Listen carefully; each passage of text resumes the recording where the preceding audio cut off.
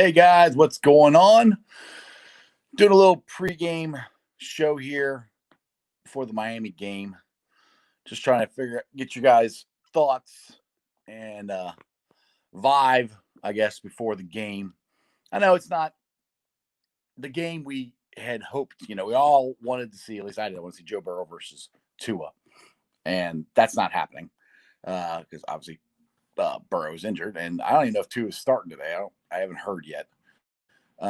So just not like I said, not as hyped up as we would be, because like I said, it's not to be the number. It should be the number one overall pick versus the number 3 pick and see what happens, and we're not gonna see that. So, yep, go Bearcats this afternoon. Yep, Robert, who day, exactly. This is gonna be a big sports day for the city of Cincinnati and Bearcat fans and Bengals fans. Because the Bengals are on it at 1:00, and then the Bearcats are on at 3. So I'm nervous about the Bearcat game, obviously, because we've only played one game before we go take on Xavier. And then you got the Bengals game, and that's kind of, I'll never root against the Bengals, but if they lose today, I'm okay because I want that 3rd pick, get Penal Sewell. Penal Sewell. I'll get his name right when they draft him. I think that's how you pronounce it. Anyway, but speaking of the Bearcats game, like I said, this would be a good test to see how they rebound from their last not so great performance on Wednesday. But things to look for the Bengals. I would like, and I keep looking for this all year, defense. If they can try to get pressure on the quarterback. I've said that over and over and over and over again. That has got to be a key thing moving forward with Armadillo. I think he should be gone after this year, to be honest. I don't think there's a reason to bring him back. I don't think he's proven enough to give them a reason to keep him. I mean, some people say that about Zach Taylor too. And that's the other thing. I mean, is Zach gone? Even if they win these games, Zach might be gone. So there's a lot of interesting things that, as far as coaching staff wise, as far as the future of the team, to watch and pay attention to the last couple games, just to see how the team is playing. Are they getting pressure on the quarterback? Is the offensive line getting any better? How's you still got to develop the rookies? T. Higgins, how he's doing. Identify if he starts today or not. There's a lot of stuff that we could pay attention to try to. I think those are factors that will go into if Zach Taylor is still the coach or stays the coach. Because that's gonna be a big thing. That to me is the biggest decision in these last couple games is, are you keeping the entire coaching staff? Which I don't think you can keep the entire coaching staff. You cannot keep the same staff, back-to-back years. If we only have 2 wins in 4 years, if we don't win any of these games, you can't keep the entire staff. You got to change something. Either the head coach, if you keep him, at least you got to change, to me, the defense coordinator and the O-line coach. Those are, to me, have been the 2 biggest disappointments this year. The defense has been the biggest disappointment for me. I mean, I was pretty sure the offensive line wasn't going to be very good. I was hoping I was wrong, and unfortunately I wasn't. But I was really thinking the defense would play better this year. I mean, they've been so up and down and stuff, and the only way that Armadillo can get pressure on the quarterback is an all-out blitz. It seems like that's the only way they're getting any kind of pressure on the other team's quarterback, and you can't do that every time. I mean, I do think that he needs to blitz more, but you can't do it every single time. They got to figure out somehow to get pressure on these guys, because you cannot let the quarterback stand back there for over a minute, and make a sandwich and throw the ball down the field. nobody can cover that long. I mean, and especially if you play zone and back off and you don't get pressure on them, it's it's not a good look. And I just cannot believe that they can't figure it out. The only person, like I said, me and Jerry talked about this on the show. What's up, Crown? How you doing, buddy? Um, the only one that consistently gets pressure, and it's not even that much, is Lawson. That's it. And when he gets there, you know, he doesn't always make the play. He's not big enough to knock him down. What's up, Crown? Are you doing a basketball game live on here? I might. I don't know yet. It kind of depends on, I guess, how the football game goes, because I do have people. I have people over here coming over here to watch the game with me, so probably not. If they all show up, I probably won't be doing a watch party like I did the other night, because just kind of weird me being on the computer and talking to you guys, and I have people over here. So if they don't come, then I might do it. Let's see here. Bengals report. What's up, man? I see. Brandon Allen over 200 passing yards. That'd be nice. It'd be interesting to see. That's a good point there. Bengal report. Let's see how he progresses from one week to the next. The thing he's got to quit doing, and he kept doing it, and luckily he only got picked off once. He kept throwing it over the middle, which is fine, but he threw it over the middle when to his wide receiver when there was three other guys covering him, and that's how that one got tipped up and intercepted. And that's another thing. That's where we'll get back to the defense. These guys have got to make the plays, because how many times last week or just this year have they been there? The ball's been tipped up in the air, or it's hit our DBs in the hands or whatever, and we can't make the play. That's the part that is driving me. One thing that's driving me nuts with this defense. Joke. Tua is playing. Okay, he's starting. All right, cool. I got NFL Network on right now, but I got it on mute, obviously. So yeah, that was the thing we were looking forward to in this game, is number 1 versus number 3. Tua, but we all know, unfortunately, Joe is injured, obviously. But like I said, he had surgery this week. All went well. The best news I heard about the surgery was there's no other significant damage in his knee. Everything else seemed to be fine. That's one thing. So it's just the ACL and MCL, which is bad enough, but it's not other injuries. Because that's when they said, find out there's more structural damage or whatever once they get in there.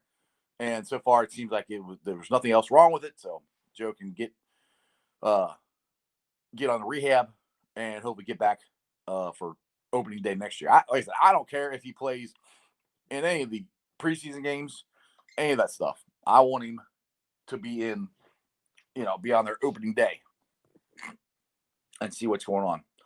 So so what do you guys that are watching me right now? What are you guys looking for today? I know Bengal Report said they want to know if Allen would go over 200-yard passing. If Allen does go over 200 yards passing, we got a shot to win it, I think. Because we're not going to be able to run the ball. I mean, I know everybody keeps saying you got to run it, you got to run it, you got to run it. They're trying to run it, but we don't have Mixon, and our offensive line has not made holes for the running backs to run through in 3 years, 4 years. I mean, ever since Joe Mixon's been here, he's never had a great offensive line. So that's another reason why I think Zach has had to throw the ball a ton, because we don't have a running game. Especially now that Mixon's out. So this is his, I think, second week on IR. So he's got one more week, and then he can come back. So, which I don't know. To me personally, I don't bring him back. I say, Joe, just take the rest of the year, get healthy. Let's bring it back next year, take a run next year, just because there's no reason for him to take a chance on injuring something the last 3 games of the season. I mean, it doesn't. To me, it's a financial decision for the Bengals to let him sit and not play last couple games. It's a smarter play, I think. But the one thing I do want, I'm hoping now, if Zach is the coach next year, or whoever is the head coach next year, they see what Giovanni Bernard can do. And he's a very effective running back. He's not your number one guy, but if you, for next year, moving to the offense, I want to see not necessarily them both in the backfield, but I'll take that too. Using Gio more in the passing game, in the running game, different, because there's a lot of stuff you can do with him that I don't necessarily think Zach has taken advantage of. And Marvin never took advantage of for some reason. Ever since we got in Gio, to me, they haven't used him like they should. I wish they would, actually. Joe, we got here. I'm with you, Jeff. If they lose, I won't be disappointed. Just one step closer on ensuring the number 3 pick. Who day? Yeah, and like I said, I agree with you, Joe. And I'm not rooting for them to lose. I will never. The only time I kind of rooted for them to lose the last year against Miami, because that locked up Joe Burrow. So I was kind of rooting for them to lose. That's the only time ever in my life I wanted them to lose, because I wanted Joe Burrow. But this year, I still want the number 3 pick, and I think we got a really good shot of keeping it. So I'm not rooting for them to lose, but I'm okay if they do. What I do want is I want it like last week. I want them to be competitive, And if Brandon Allen does do better, and passing, they got a shot. They've had a shot of winning every freaking game this year. I'll go back. People will say, well, that's why you got to get rid of Zach Taylor, because we haven't made the plays and to win the games. And it comes down to where I find myself defending Zach Taylor. And I'm like, well, is that Zach or is that the players? Because like I just said earlier, last week, how many times did the defensive players knock balls down or have them in their hands last week? I mean, so many times that if they just catch it and make the play, it changes the game. And there's been so many times this year that the guys are there to make the plays and they just don't. So that's where I have a hard time blaming all of this on Zach, because he does. I think they have been put in positions to make plays. They just don't. Now, I'll preface that, you can come and say that I want to get rid of Amarudo. I do want to get rid of him because of his choices of how he's played defense, and of playing zone when he shouldn't have, and doing different things. There's just, the 4-3, that's what we're supposed to be playing. We never play it. So Armadillo, I think we should go. All right. Crown says Fitzmagic is playing. So I don't know. I had one person say, Joe, you said 2 is playing. Now Crown says Fitz is playing. So I don't know who. I don't know which one he is, right? Like I said, I haven't. They said the inactives roll down the screen there and I missed it for the Bengals. I was talking to you guys. So that's Miami's inactives. Okay, yeah, they don't have any quarterbacks listed as inactive, so I don't know. But so anyway, that's why I would like to at least get rid of Armadillo. That's why I call him Armadillo, just because of his schemes, of what he is supposed to be doing in the 4-3 or 3-4, and what he's doing. He's not playing it. And there's been so many times it's been zone and stuff, and that's where it drives me nuts. So anyway, that's what I got for these last couple games. These are things that we can look out for. How is the team playing? Have they given up on Zach? If they had the effort that they did last week, I don't think that's giving up on Zach Taylor. I mean, people have made comments on Bengals Nation and are like, well, they're playing for their jobs. They're playing for this. Oh, you're asking me if Fitzmagic was playing. According to I don't know, but Joe Harrison on here, he said on the chat here, Crown, he said that Tua was playing. So I'm just going by what he said. I don't have any other information other than that. So anyway, I can't even remember what I was even saying before, but yeah. Now I totally lost my train of thought. I hate when I do that.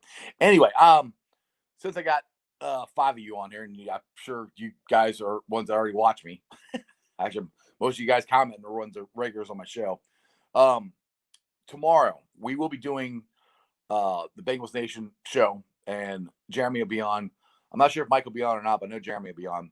And we'll do the same thing we did Friday. Is I'll do the live video chat, and I'll put the link at the top of the YouTube channel. So if you guys don't mind, blast it out on your Facebook group. Say, hey, check out Sports Strawberry Ice. Subscribe to his channel. He's doing live video chat. I'm getting closer and closer to 1,000 subscribers. That is awesome. I'm at 711. So I'm back. At the beginning of last week, I was at 712. Now I'm back, get back to where I was, 711. So I'm getting back up there, which is great. And I appreciate all you guys. You guys are my dudes. You guys always watch me. It's great. I appreciate all of that. If it wasn't for you guys, I wouldn't even have a show. No, nobody paying attention to me. There's no reason to do it. So I appreciate every single one of you guys. And so just remember, we'll do it Monday. I'm probably not going to do a post show. Crown asked if I was going to do the Bearcat watch party. Probably not going to do it unless, like I said, unless these guys don't come over my house. I have guys come over to watch the game with me.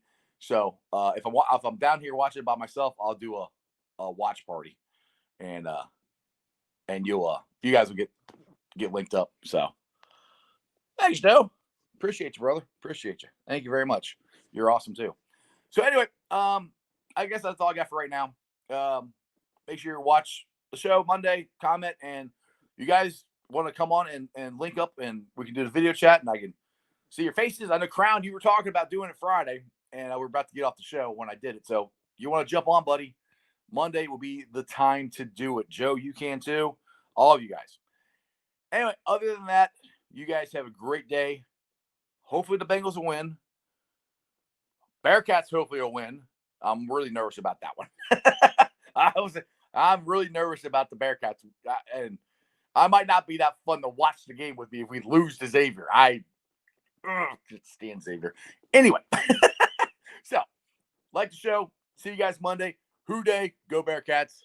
See you guys.